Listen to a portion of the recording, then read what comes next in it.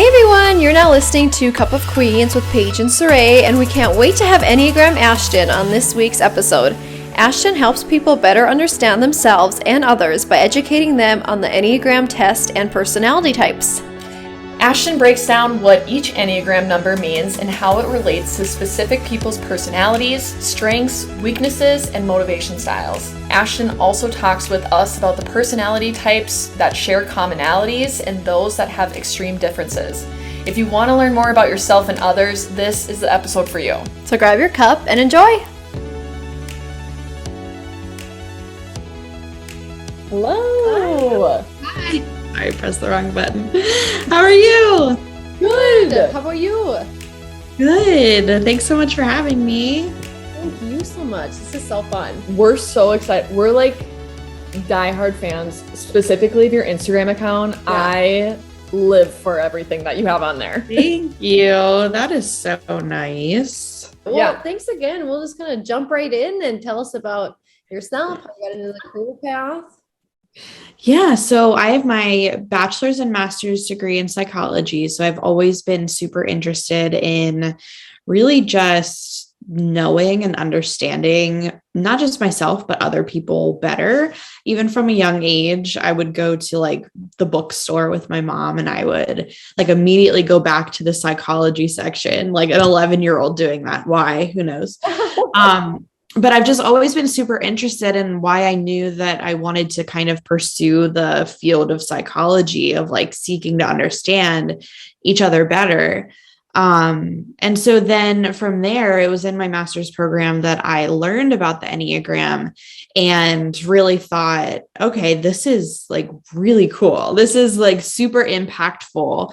And obviously I had heard of, other personality typing systems like Myers-Briggs or Strength Finders, and have always been obsessed with them. But what was different about the Enneagram was that it can be used as a tool to become a better version of yourself, to understand not just who you are, but why you do the things that you do. And so that kind of led me into a natural path of wanting to help people figure out their type and help people know and understand themselves better. It's so cool. Mm-hmm. I think the Enneagram is so fun. And I am like obsessed with asking, what are you? What's your number? Because it helps you kind of understand, okay, this is where this person is coming from. It's so interesting. Yeah. So I think because there's probably a lot of our listeners who maybe aren't familiar with the Enneagram test and what it is. And so can you give us a little bit more information or maybe like what's one thing that you wish you could tell everybody about it and what it means? That's so like hard because there's so much that goes into it, What I would tell people is the biggest difference between the Enneagram and other personality tests is the fact that it's not really about who you are or those behaviors, but it's about the motivation. So the why, the how behind why you do the things that you do. And so that's why you can look at, people who are really doing the same behaviors, but they might have different types because they have different motivations for why they're doing those things. So, it is a complex tool, but once you start to learn a little bit about it, you can really just see and understand other people so much better. Yeah. Mm-hmm. So, okay, to bounce off of that, just for some of our listeners who aren't as familiar with it, can you just take this test anywhere? And is it accurate if you take it just online, or like how can people go about to kind of understand what number they do associate? Because is it 1 through 9 that you get assigned to? Yep. So there are 9 different types, or I like to say like 9 different ways of viewing the world, 9 different lenses. Because really what it's saying is like, we're all viewing things differently through the lens of our Enneagram type. So my thoughts on tests, they're a great place to start. There are so many different ones online. Great place to start, but we're human. And so sometimes we answer questions in ways that we want other people to perceive us and not necessarily our true motivations. So they can only be so accurate. They're not always accurate. I work with a lot of people who may have tested as a specific type. Like I will test as a 3 every day, but I'm actually a 2, so start there. Sure. That's fine. Like take in all the information possible, but make sure that you do your own research too into those main fears, those main desires, things like that. So how did you realize that you're not actually a 3, even though you test and say that it is? Yeah. So the thing that I resonate with about a 3 is I have a lot of like the behavior traits. So, I'm an entrepreneur. This is my second business I've had. I'm driven, I'm motivated, like I can be very outgoing and charismatic, all of those things that we stereotypically see associated with a 3. When it comes down to it, my motivation for a lot of those behaviors is because I want to feel loved and wanted like a 2. Whereas 3 is like want the success. They want to be valued, which can be similar, right? But they're going to fear failure way more than 2s do. Whereas 2s are going to fear, what are people thinking about me? Do they actually like me? Interesting. I'm a 3, like a hard 3. I've done the Enneagram so many times and I'm always a 3. And I actually, both Paige and I wanted Paige to do it, so I kind of made her, but yeah, I did. Yes. It was so cool. We did like the paid version because I'm like, what if I've been living my life thinking I'm a 3 just from these online tests and this is not accurate? But that's so interesting to hear you say that every time you'll test a 3, but there's underlying things that make you a 2. Yeah. And sometimes I'll test as a 9 because like I don't like conflict and I do like to just keep the peace and make other people happy and things like that. But again, when you think about it, those are behaviors. Like those aren't your motivations. So I think it would be so interesting if you could give us a couple of just key points for each number, just so that our listeners who maybe haven't tested can get a little snippet of what they might resonate with. Yeah. So, and I'll go through so the main motivations, like I said, are split up into your biggest fears and your biggest desires. So I'll go through the biggest fears and desires of each type. So for ones are the reformer. Their biggest fear is typically being seen as a bad person, not being right, being wrong, things like that. Okay. Your biggest desire is they want to be seen as a good person. They want to be moral and ethical and right and to do the right thing, things like that. Interesting. The 2 is the helper. So their biggest desire is to feel loved and wanted, also appreciated by other people. And then their biggest fear, like I talked about before, is being unloved, unwanted, or not appreciated. Is that what you are? I'm a 2. Yes, you're a 2. You're like, oh, that's me. Yeah, I couldn't quite remember. Like Stray and I were talking, and I'm like, I think I'm a 2, but I need to go back and look at our emails. But now, when you said helper, I'm like, yes, that's what's. I was like, I remember it was helper. Okay, cool. Funny. So then the 3 is the achiever. So their biggest desire is to be successful, to be competent and capable. And then their biggest fear, like I said before, is failure. So they fear failure the most, but then they also fear like being incompetent. That is so you. I know.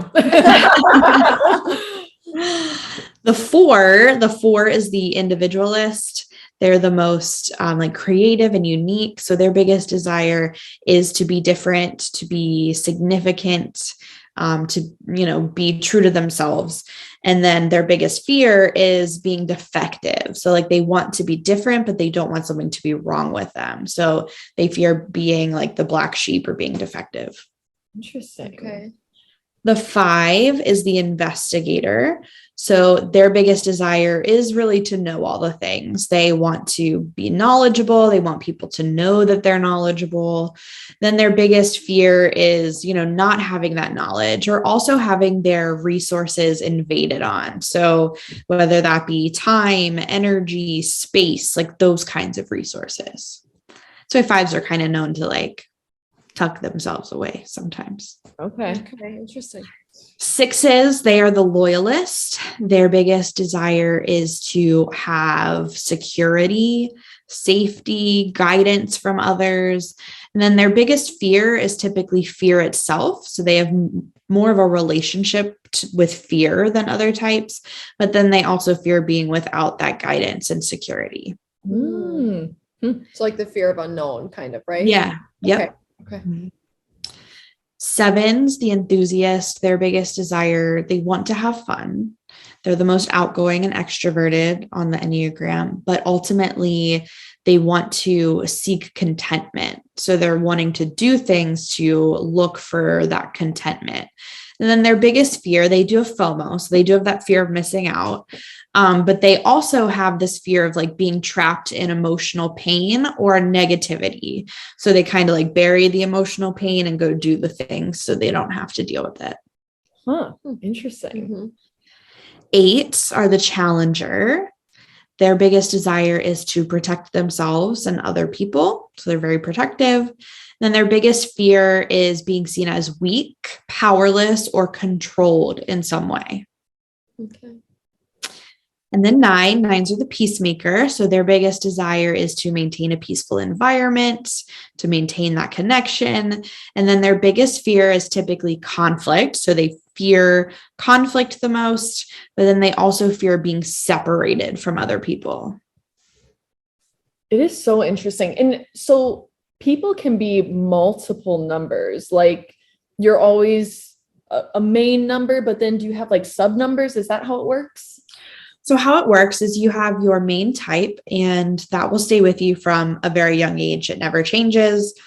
When we grow older, obviously our behaviors should change, right? As our maturity levels change. So your behavior should change, but your motivation should stay the same.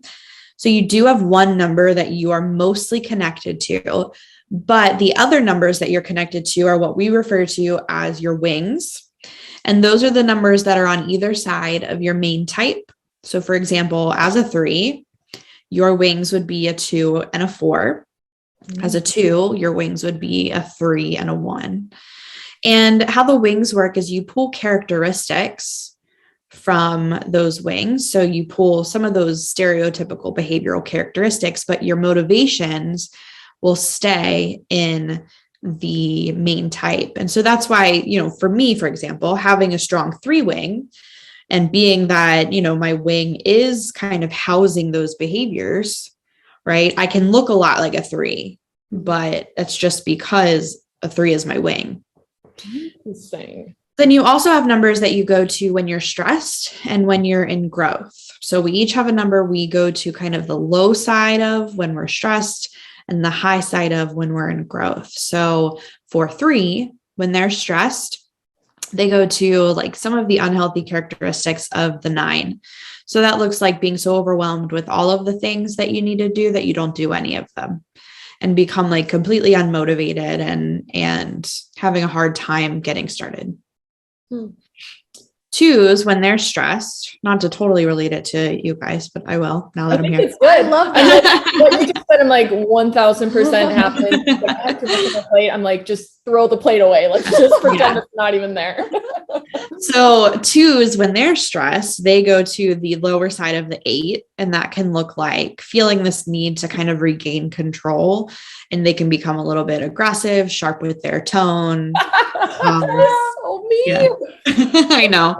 I hate it too, because that's where I go to, and I'm like, oh yeah, I go 0 to 100 in like 2 seconds. Yeah, Paige can get spicy sometimes. Yeah. But this makes so much more sense. Like I'm not going mad. It's just it's just how I'm wired. I'm just kidding. I do sometimes feel like I have like an inside view into people's minds, and like worlds.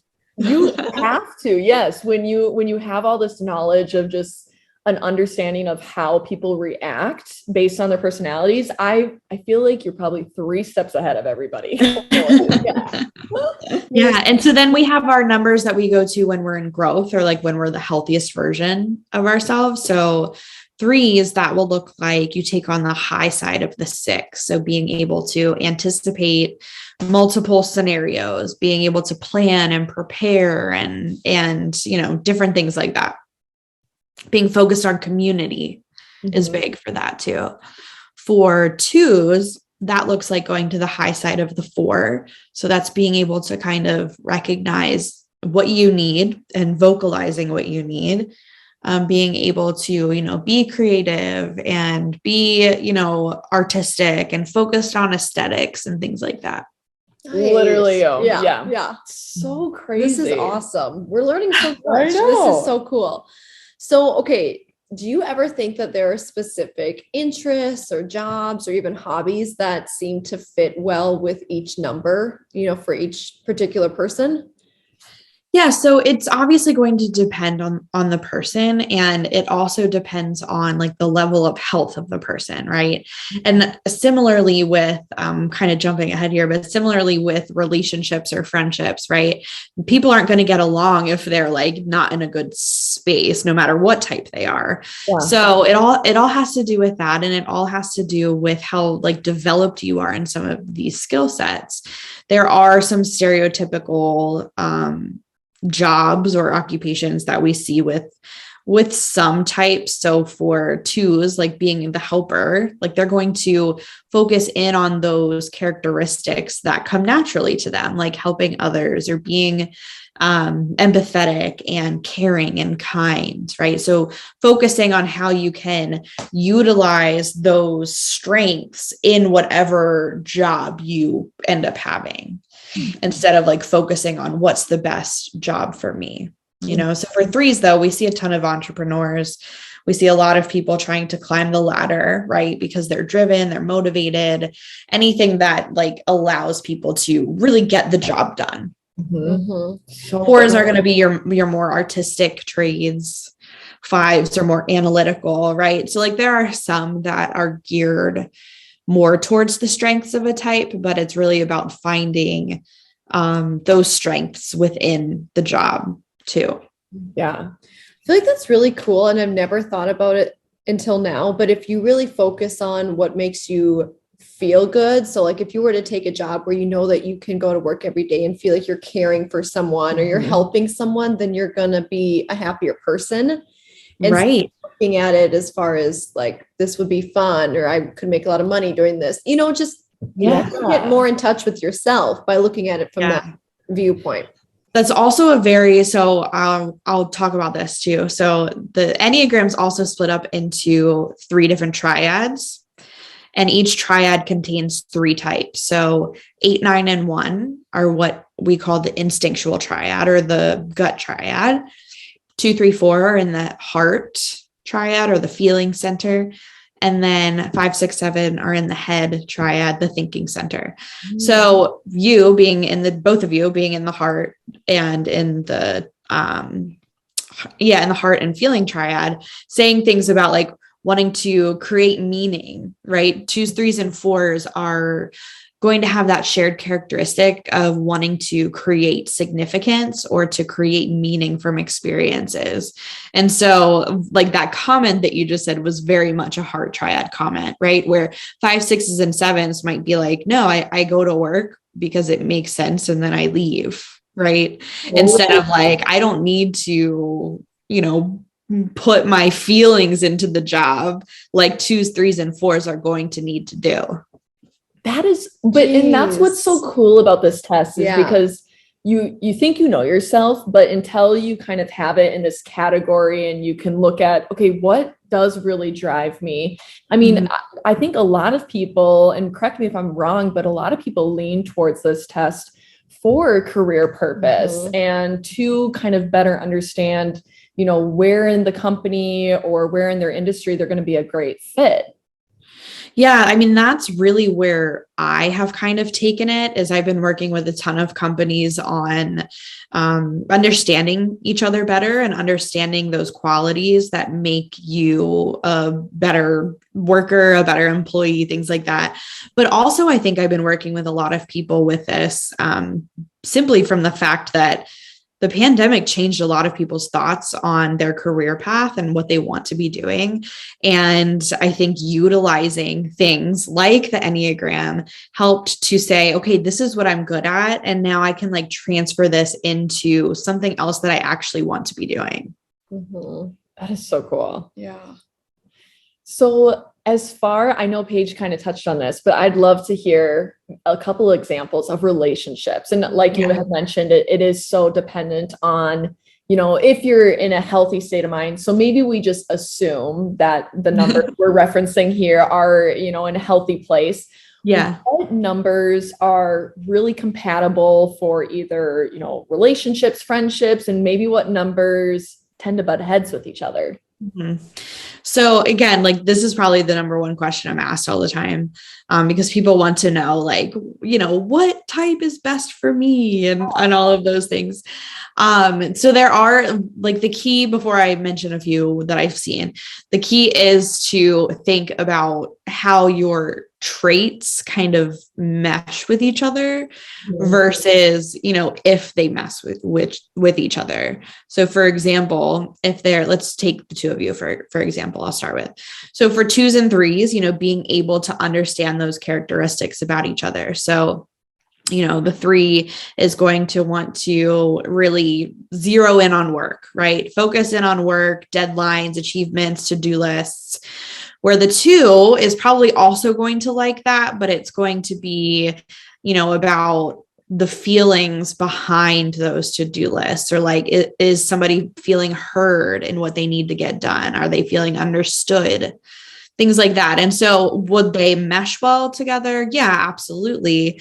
But even if they didn't, like, you can still find those ways of understanding each other by simply looking at the characteristics. I always say, like, because of the triad. So if somebody's in a heart triad, let's say, and somebody else is in a head triad, they're going to, not relate to the need to feel everything, the need to process decisions through their emotions. So like, looking at things like that. So for example, I'm a 2 and my husband's a 6, and we always call himself the logical one. And I'm focused on aesthetics. We're getting our some things done in our house.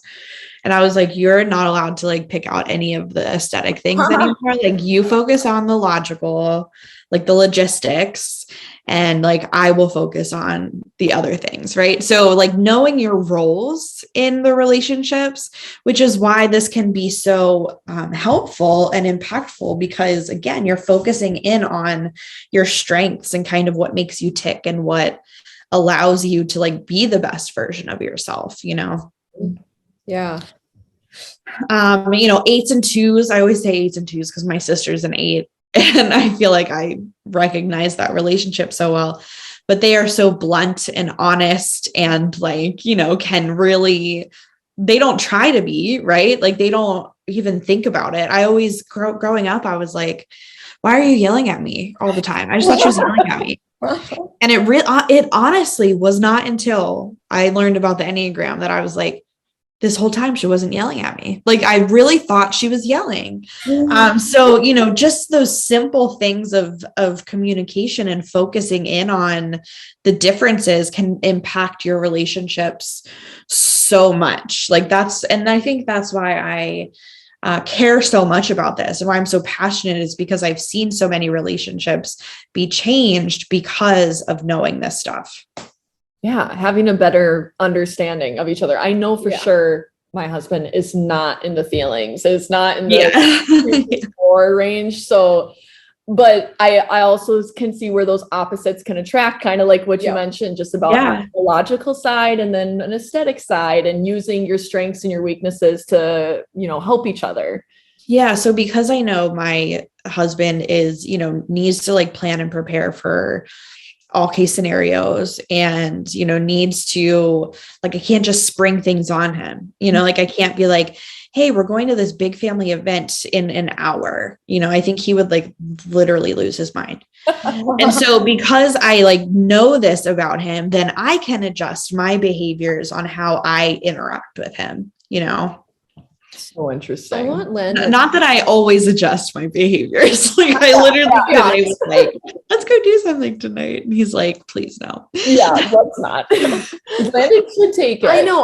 My fiance, he hasn't taken it, but after this, I'm going to have him take it, because I think it would be really insightful, like you said, to adjust accordingly if you need to. And Tyler has, he hasn't taken it, but you know what we did is we looked at your Instagram account because you have so many great, I have to plug this because you have so many great, simple ways to break down the different types and like the characteristics. And I remember one day we were out to dinner and I just find this stuff so interesting. So I was sitting through and I was reading the different types and we got to, and I'm blanking on what number, I feel like it was 8 or 6. We got to a number and he was like, okay, well, that is all like spot on. And I have done just some little research and I have heard that some people say kind of what you were saying in the beginning is, categorizing yourself as what number you think you are, as opposed to taking the test, because the tests do answer those questions a little differently. So that's what he's done. But yeah. And honestly, it's hard because we're humans and we want people to like, just tell us what number we are instead of having to like figure it out on our own. That's why we like to take tests, like I love things from, Myers-Briggs to what Disney princess are you? Like we like to take surveys and have people tell us what we are, but sometimes it does take a little bit of extra steps to really determine those motivations. Yeah. And it's why we can't type people either. So like, sitting here, you probably were sitting there thinking, oh, this number could be my fiance, or you know what I mean? But we're only seeing some of those behaviors unless we're asking like, what do you think motivates you to do X, Y, and Z? We're not really seeing like those inner qualities of what is driving them to do something. Mm-hmm. Yeah. Interesting. So I'm curious, just because for my own selfish knowledge, I want to learn so much more about this. And I always feel like the best way is to learn from other people. So, whether it's reading books or different articles or blogs. And so you have a book, right? You're an author. Yeah, I have 2, actually. I have the Enneagram for Relationships that came out in 2020. And that one goes through 4 different kinds of relationships. So romantic, friendships, family relationships, and then with your colleagues. And then I have the Enneagram Made Simple that just came out in January 2022. And that really is a great like guidebook. Like people have said they've been referring back to it and, sharing the knowledge with people. So yeah, those are obviously, I have to say, great places to start, but there are so many books that are out there because, there's so much information and knowledge that can be shared. Mm-hmm. Well, we're going to get those and literally we'll trade off. Yes. But we do have a game for you. Mm-hmm. And I think this game will be so fun and such a great way for us to kind of get just a little better understanding of the numbers that we have at hand here. So the game is called the Enneagram Most Likely To, and we're going to give you some scenarios, and we'd love for you to tell us what number would resonate with these scenarios best and why. Yep. Okay. All right. So first scenario is the Enneagram most likely to be a homebody. 5s for sure. So 5s, like I said, they want to protect those resources. So, they feel extra spent when they're with people out in public places, things like that. Okay, cool. All right. What about the Enneagram most likely to be voted as class clown? 7s. Really? So Enneagram 7s and 3s, 7s and 3s. So 7s and 3s are kind of like your performers. I'm sure she was a dancer. Yeah, they're your performers. 7s, just like are so extroverted and like looking on the bright side all the time and like just very outgoing. But 3s are going to like being in the spotlight probably more. So sure. I'm just kidding. Let's be honest. All right. The Enneagram most likely to become famous. Again, it's like it depends for the reason, right? But 3s like to be in the spotlight. 8s maybe are, sometimes known to be politicians because they like to put themselves out there and fight for justice and things like that. So anybody who's willing to, be out there, out in the public. Yeah. Cool. Okay. What about most likely to hold a grudge? Eights. Really? Eights and ones, I would say. Actually fours too. Fours it's going to be more of like an emotional grudge. Okay. But for eights and ones, they don't have an issue holding a grudge. All right. Enneagram most likely to take big risks. It's the sevens. Well, I would say threes take big risks when it comes to like business or their job, right? Sevens are the risk takers when it comes to like adventures or activities. Seven, they're getting all the love. I know. Number seven. No, I'm just kidding. What about the Enneagram most likely to have a shopping addiction? It can really be any of them. It's like, it's like a behavior. So twos, if they're like, oh, shopping makes me feel like loved. And sevens are like, oh, I'm trying to like numb the emotional pain, right? I'm going to shop. Or nines, like if there's some conflict, I'm going to shop because that'll help like alleviate some of it. Yes. Yes. Love it. All right. Enneagram most likely to talk to you on a plane. So be outgoing and start conversation. Yeah, I would say like twos, threes, sevens. That's probably it. Twos, threes, and sevens are probably the most likely to like be bubbly and like want to be friends with people. Yeah. Yeah. Okay. What about Enneagram most likely to go skydiving? So again, the seven. Sorry that I keep bringing up the seven, but they're the adventurers. They're the ones that are likely to take risks. Yeah. All right. Enneagram most likely to be pessimistic. So they will say that it's not pessimism, that it's realism, but probably the sixes. So it's because they're like anticipating the worst case scenario.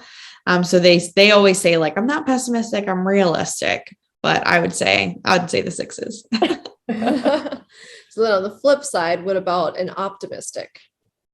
Yeah, the twos, the threes, the sevens, the nines, those are the ones that are focused on optimism. Okay. Okay, so I feel like we heard a lot of 2, 3s, and it's kind of funny because I feel like because you and me came up with the questions. Yeah, it's true. Up with questions that relate more to 2s and 3s. Yeah. So as far as like those numbers that we maybe didn't hear a lot of in this particular game, which I feel like was the 1s, 5s, and let's see, 8s maybe. Yeah. What are just some common things or habits, characteristics that you see within those? Yeah. The ones are always stereotypically going to be the ones who are organized, orderly, keep a house clean, minimalistic, like just focused on structure and routine. Your 4s are going to be like the creative, artistic, like if you would have said like most likely to be creative or most likely to be an artist, most likely to write a song, like I would say probably the 4s. Okay. The 5s are going to be, again, like the walking Google search engine. They know everything about everything. If they don't, then they'll find out the answer. They like to read and research, and those were your homebodies too, for sure. And then the 8s, like I said, they're going to be the ones, if you would have said like most likely to run for Congress, most likely to stand up for somebody else, most likely to stick up to a bully, like things like that. They're the ones that are very protective and love their people like that. Yeah.